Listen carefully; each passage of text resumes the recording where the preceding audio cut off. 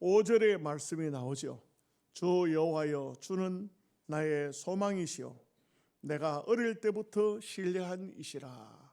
이렇게 이제 말씀을 하고 있습니다.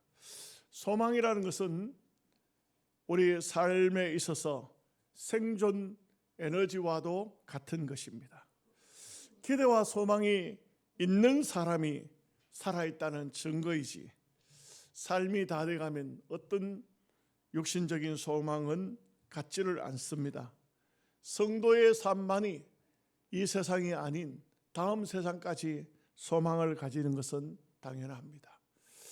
우리가 이 땅 위에서 사는 삶을 다 새해가 되면 소망을 가지고 꿈을 가지고 또 마음에 원하는 바를 이루어지기를 전부 구하고 있습니다.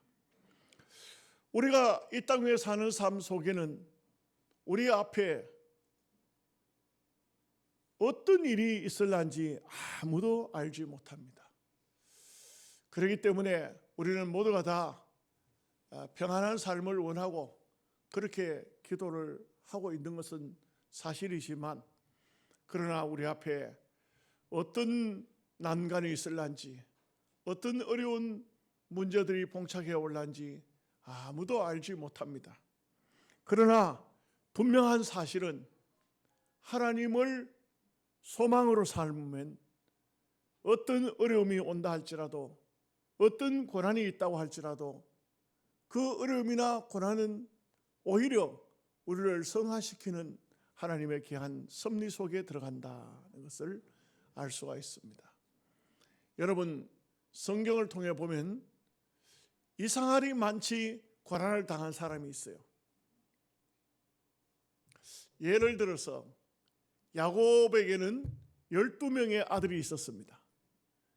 다른 아들들은 그렇게 어려운 일을 당하지 않았는데 요셉은 유독실히 어려움을 당합니다. 그 형님들에게 미움을 받아서 종으로 팔려가고, 종으로 팔려가서 거기서도 마음의 소망을 가지고 하나님을 섬겼는데 그에게 다가온 것은 가혹한 시련이 다가옵니다.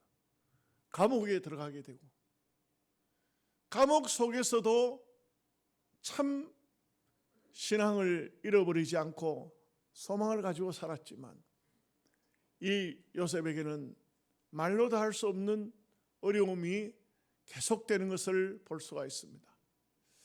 그러나 우리가 알아야 되는 것은 그 요셉은 훗날 애굽의 총리 대신이 되어 그 형님들이 가져볼 수도 없고 꿈도 꿀 수 없는 그런 하나님의 은혜의 자리에 들어갈 수가 있었던 것입니다.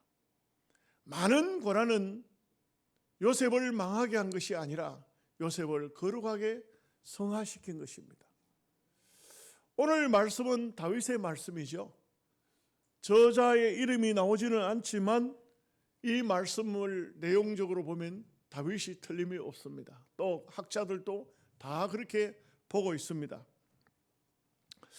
다윗은 이스라엘을 구원한 영웅입니다. 그야말로 골리앗이라는 블레셋 장수가 나와서 이스라엘을 위협할 때에 거기에 아무도 나가지 못했지만 다윗이 나가서 그 골리앗을 때려잡았습니다. 당시로 봐서는 이거는 다윗은 어린 소년이지만 장수급입니다. 급이 다른 거예요. 그러나 이 다윗은 그때부터 환난이 오기 시작합니다. 계산을 할 수가 없습니다. 그렇게 귀한 일을 했으면, 그렇게 믿음으로 골리앗을 무찔렀으면 그에게는 영광이 돌아와야 되는데 영광은커녕 그때부터 사울은 다윗을 미워하고 시기하고 다윗을 자기의 어떤 상대성으로 보고 저 놈이 나의 왕의 자리를 빼앗아갈 것이 아니냐 하는 이런 마음이 생겨서 다윗을 싫어하고 비판하기 시작합니다. 다윗은 사울 임금으로부터 도망자가 되어서 얼마나 힘든 삶을 살았는지 모릅니다. 너무 억울하고 너무 분통이 터지는 일이었을 것입니다.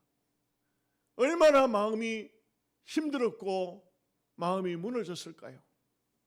성경을 통해서 보면 이 다윗은 하나님 앞에 많이도 기도했습니다.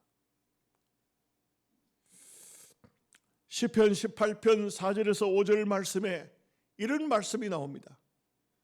사망의 줄이 나를 얽고 불의의 창소가 나를 두렵게 하였으며 음부의 줄이 나를 두르고 사망의 올무가 내게 이르렀도다.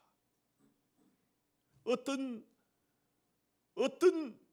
말도 한마디도 다 다윗에게는 아픔이요 고통이요 괴로움일 수밖에 없었습니다.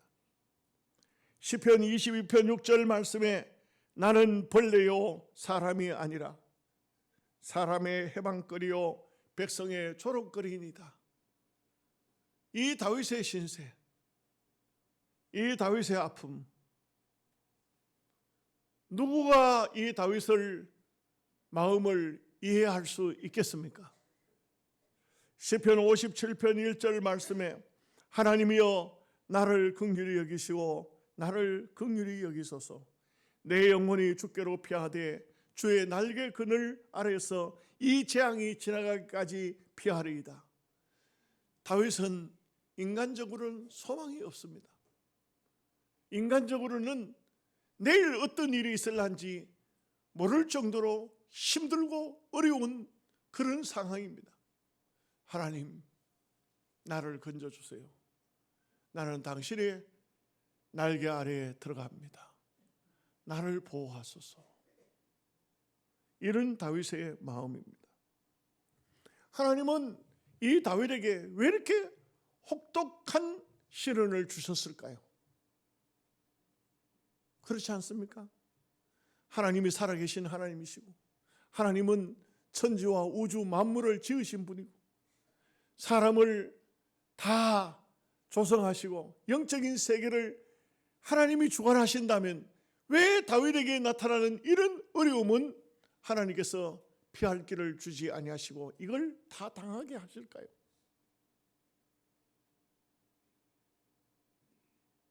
우리는 가끔 이해할 수 없는 일들을 당할 때가 있습니다. 그런 이해할 수 없는 일들을 당할 때 성도들은 많이 아파합니다. 하나님, 내게 왜 이러십니까? 내게 왜 이런 어려움을 주십니까? 그래서 울고 금식하고 잠을 자지 못하고 기도하고 고민하죠. 그러나 오늘 하나님께서는 이 성경을 통해서 우리에게 교훈하시는 것이 무엇입니까? 우리는 결과를 잘 알잖아요. 다윗은 그 어려움을 겪어내면서 그는 하나님이 훈련시켜서 그를 이스라엘의 임금으로 삼으셔서 이스라엘의 임금이 되어 하나님의 백성을 아름답게 인도하는 영도자로 삼은 것입니다. 이것이 바로 하나님의 뜻이었습니다. 오늘 다윗의 마음을 가지고 말씀을 몇 가지를 살펴봅니다. 여기 3절 말씀에 보면 주는 내가 항상 피하여 숨을 바위가 되소서. 주께서 나를 구원하라 명령하셨으니 이는 주께서 나의 반석이시요 나의 요새이심이니이다. 다윗은 하나님은 나의 요새고 하나님은 나의 반석이시다. 정말 힘들 때, 어려울 때 아무도 다윗을 도와줄 사람이 없습니다. 아무도 다윗에게 도움이 될 만한 사람이 없습니다. 다윗은 지금 현상금 붙은 사나이입니다. 누구든지 다윗을 보면은 사울 임금에게 고소하고 다윗은 또 도망길에 나서야 합니다. 이때 다윗이 마음속에 결심한 게 뭐냐면 하나님이 나의 요새가 되시고 하나님이 나의 반석이 되시고 하나님이 나를 보호해 주셔야 된다는 겁니다. 그렇습니다. 우리가 어려움이 있으면 그 어려움 속에서 많이 고민하고 염려합니다. 내가 이러다 끝나지 싶다. 그러나 분명한 것은 하나님께 맡기셔야 됩니다.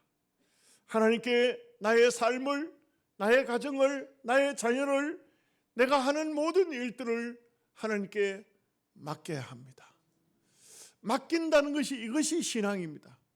우리가 인간적으로 보면 절대 하나님 보이지도 않는데 그 하나님 앞에 내가 무엇을 맡길 수 있단 말인가?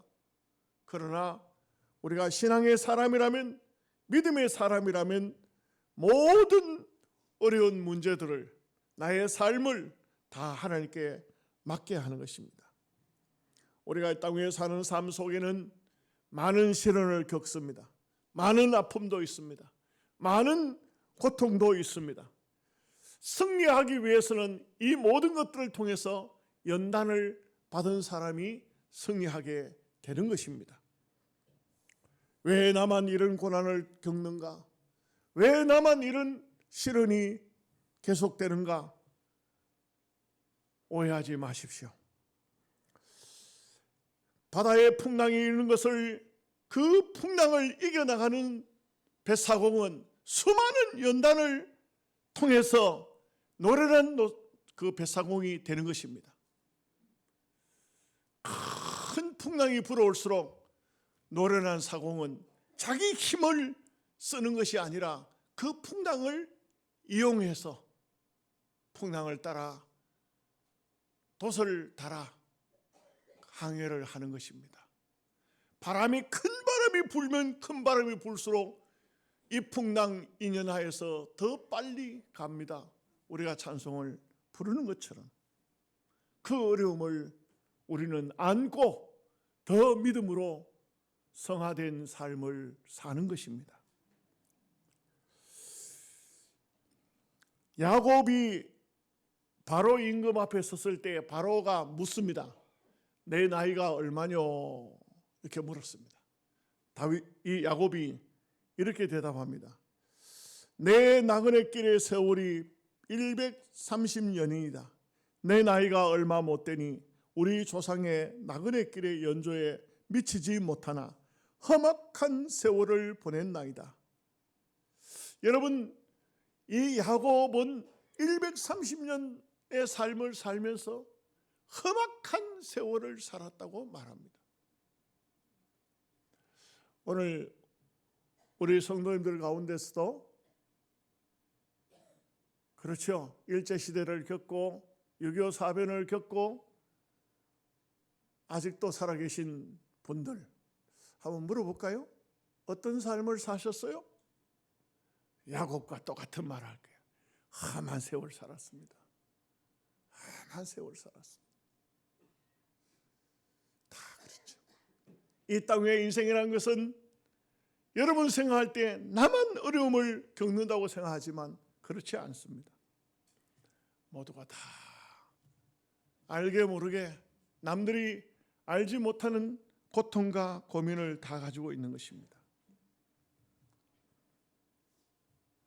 어떤 목사님이 그 글을 쓴 데 보니까 자기 교회 여성도 한 사람의 아픔을 글로 썼습니다. 이 여성도님은 유방암으로 병원을 입원했는데 아직도 자녀들이 3명이나 되는데 어립니다. 아마도 그 남편도 별로 그렇게 자기 부인이나 자식들을 잘 돌보지 않는 것 같습니다. 그런데 이 병원에서 거의 1년을 지냈는데 그 이유는 뭐냐 하면 퇴원이 안 됩니다. 말하자면 이 유방암이 병원에서도 어찌할 수 없을 정도로 점점점 병이 깊어져서 중환자실로 갔다가 또 입원실로 갔다가 막 이렇게 왔다 갔다 하는 퇴원도 못 되는 1년의 삶을 병원에 산 것입니다. 얼마나 힘들었을까요? 얼마나 어려울까요? 그런데 목사님이 신방을 갔는데, 병원에 신방을 갔더니 이분이 말기암 환자가 맞느냐 할 정도로 얼굴이 평안해 보였습니다. 그리고 목사님은 그 자매님을 위해서 예배를 인도하는데 마음이 너무 아파 눈물을 흘리는데, 그 자매님은 생글생글 웃습니다. 그러면서 목사님 감사합니다. 그래서 혹시 이분이 병이 나았나? 그래서 물어보니까 그렇지 않습니다. 이제는 육신의 삶이 얼마 남지 않았습니다. 여러분, 인간적으로 같으면 이해가 안 되죠. 목사님의 글 속에 이런 말이 있습니다. 하나님이여 나를 건져주소서, 나를 도우소서. 얼마나 기도했겠노? 얼마나 하나님 앞에 부르짖었겠나? 그런데도 불구하고 하나님은 고쳐주지 아니하셨는데, 처음에는 얼마나 속상했고 얼마나 마음이 아팠겠나. 그러나 시간이 지나면서 이분은 믿음의 삶 속에서 하늘의 소망을 가지게 된 것입니다. 육신의 소망이 아니라 하늘의 소망을 가지면서 마음의 평안과 기쁨이 왔다는 것입니다. 그렇습니다. 우리가 이 땅에 사는 삶 속에는 우리가 계산할 수 없을 정도로 힘들고 어려운 일들도 참 많습니다. 그러나 우리는 하나님의 사람이기 때문에 반드시 신앙으로 모든 것을 극복해야 됩니다.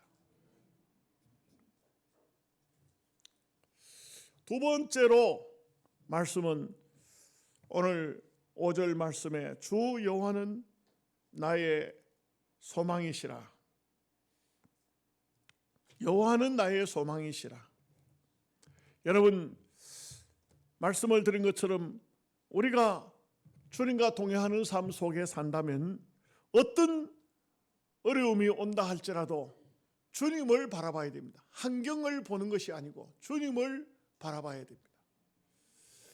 여러분, 성경을 보면 누가복음 8장 22절에서 25절 말씀을 보면 예수님이 제자들과 함께 디베라 바다를 건너갑니다.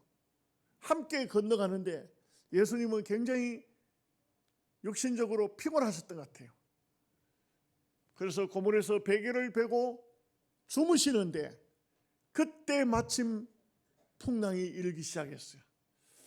이 갈릴리 바다라고 하지만 사실 게네사렛 호수라고도 말하는데 여기는 갑작스럽게 바람이 불 때가 참 많다고 합니다. 바람이 불기 시작하면은 이 작은 배는 흔들릴 수밖에 없습니다. 바람이 불면서 물결이 일어나서 이 물결이 배에 부딪히면서 물이 들어오기 시작하는 겁니다. 제자들이 그 물을 막 퍼내기 시작했어요. 퍼내기 시작하는데, 그런데 예수님이 얼마나 피곤하셨으면 그냥 그대로 주무시고 계실까요? 예수님도 육신의 몸을 입고 이 땅 위에 오셨기 때문에 그런 고달픔이 있었던 것입니다. 제자들이 나중에는요, 누가 먼저 그랬는지 모르지만 예수님을 막 흔들어 깨웠어요. 주님, 주님, 우리가 죽게 된 것을 돌보지 아니하십니까?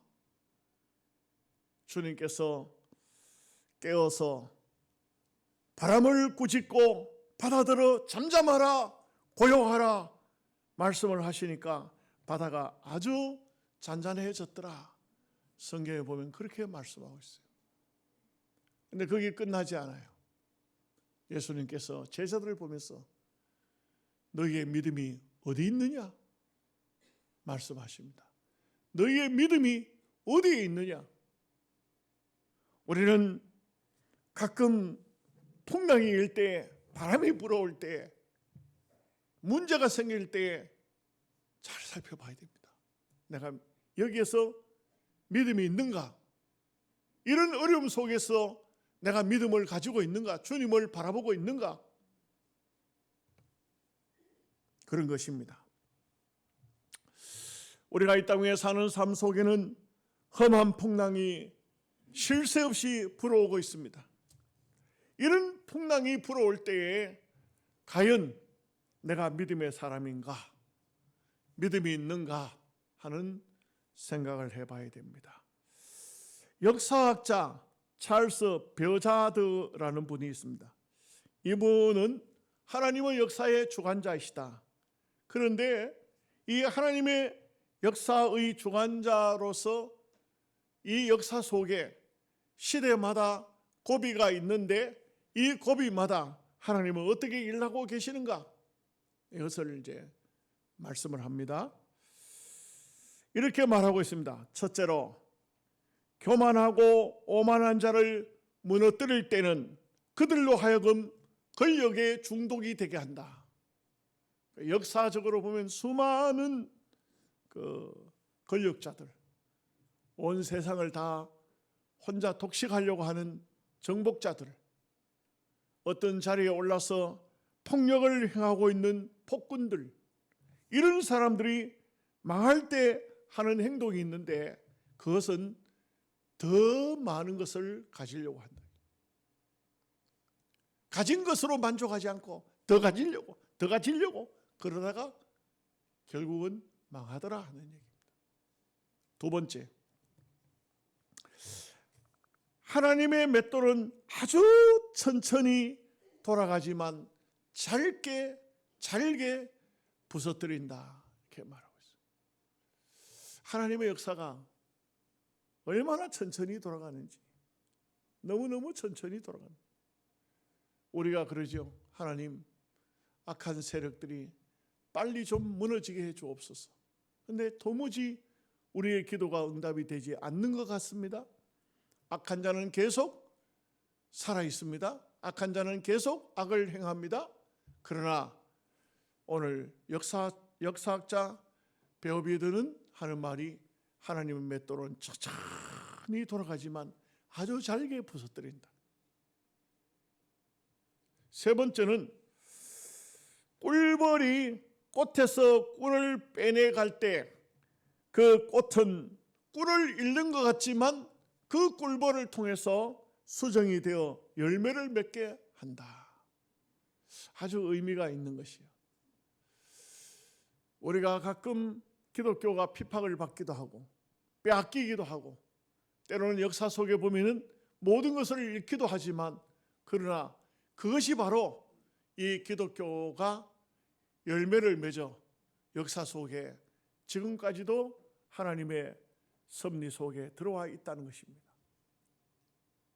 마지막 한 가지는, 하늘이 충분히 어두워져야 별이 빛난다. 충분히 하늘이 어두워질 때 별이 충분하게 아름답게 빛난다는 것입니다. 그래서 우리가 이 땅 위에 사는 삶 속에는 오직 주님만, 하나님만 나의 소망으로 삼아야 한다는 말씀인 것입니다.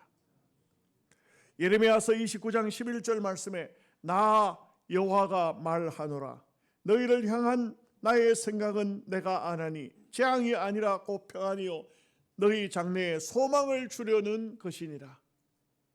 오늘 우리가 땅 위에서 많은 어려움을 당하지만, 그러나 이 어려움은 결국은 우리를 망하게 하는 것이 아니고 오히려 우리에게 소망을 주시겠다는 것입니다. 고린도후서 4장 18절 말씀에, 우리의 돌아보는 것은 보이는 것이 아니요 보이지 않는 것이니 보이는 것은 잠깐이요 보이지 않는 것은 영원함이니라. 우리는 보이지 않는 영적인 세계를 바라봐야 됩니다.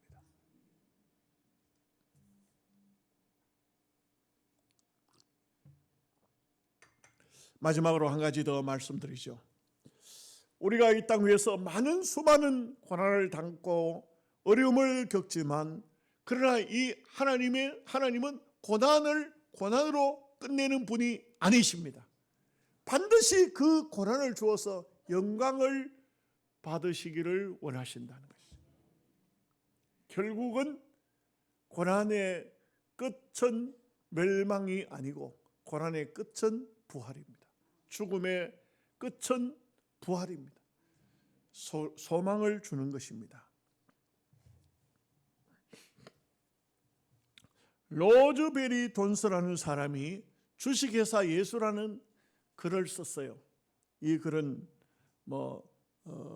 별로 그렇게 유명하게 퍼지지는 않았지만 거기서 이런 말을 해요. 성공에 대한 정의는 우리가 권력을 가지느냐, 명예를 가지느냐, 많은 물질을 얻느냐, 이것이 성공이 아니고 성공은 하나님께 영광이 되느냐 하는 것이 성공이다. 여러분 성공하고 싶으십니까? 대답도 안 하시네. 성공. 여러분 원하는 게 무엇입니까? 정치하는 분들 무엇을 원하고 계십니까? 그러나 로즈베리의 말을 따르면 이것은 하나님께 영광이 되는 것이 여러분들이 원하는 성공이 되어야 됩니다. 그렇지 않은 것은 바른 것이 아닙니다. 우리가 이 땅에 사는 삶 속에는 많은 일들이 생겨집니다. 수많은 일들이 생겨집니다. 그러나 어떤 상황과 어떤 형편 속에서도 우리는 이 모든 결론은 하나님께 영광이 되어야 되는 것입니다. 그래서 우리가 무엇을 하든지 어떤 일을 하든지 하나님께 영광되도록, 하나님께 영광이 된다는 것은 매우 중요하죠. 영광은, 하나님께 영광은 나의 성공이 아닐 수도 있습니다. 만약에 좀 죄송한 얘기지만 말이 맞는지 모르겠는데 내가 하는 일이 별로 사람들에게 덕을 끼치는 일이 못 되는데 성공하면은 덕이 안 되잖아요. 그러면 그것은 실패하는 것이 하나님께 영광이 되는 것입니다. 하나님께 영광이 되는 일, 이것이 바로 우리가 이 땅에 사는 삶의 목적이 되어야 하는 것입니다. 시편 25편 15절 말씀에 내 눈이 항상 여호와를 바라봅니다고 말하고 있습니다. 항상 하나님을 바라보고 있다. 시편 63편 1절에서 2절 말씀, 하나님이여 주는 나의 하나님이시라. 내가 간절히 주를 찾되 물이 없어 마르고 황폐한 땅에서 내 영혼이 주를 갈망하며 내 육체가 주를 앙모하나이다. 내가 주의 권능과 영광을 보기 위하여 이와 같이 성소에서 주를 바라보았나이다. 참 이 시인은 항상 뭘 바라봤냐? 하나님의 영광을 바라보고 있다. 그 믿음의 삶이라는 것은 우리가 눈을 높이 들어 하나님의 영광의 보좌를 바라보는 삶, 여러분의 생활과 여러분의 삶 속에서도 언제나 하나님을 바라보는, 영광의 하나님을 바라보는 이 삶이 진정한 신앙인의 삶이 될 것입니다. 히브리서 13장 15절 말씀에 그러므로 우리는 예수로 말미암아 항상 찬송의 제사를 하나님께 드리자. 이는 그 이름을 증언하는 입술의 열매니라. 우리가 항상 이 땅 위에서 하나님을 찬양하는 삶, 이 삶이 바로 하나님께 영광된 삶인 것이고 그 삶이 우리의 삶의 목적이 되어야 할 것입니다. 여러분들의 하는 모든 일들이 올해 2026년도 여러분들이 생각하고 여러분이 소망하고 여러분이 가지고자 하는 모든 일들이 하나님께 영광이 되시기를 주님의 이름으로 축복합니다. 아멘.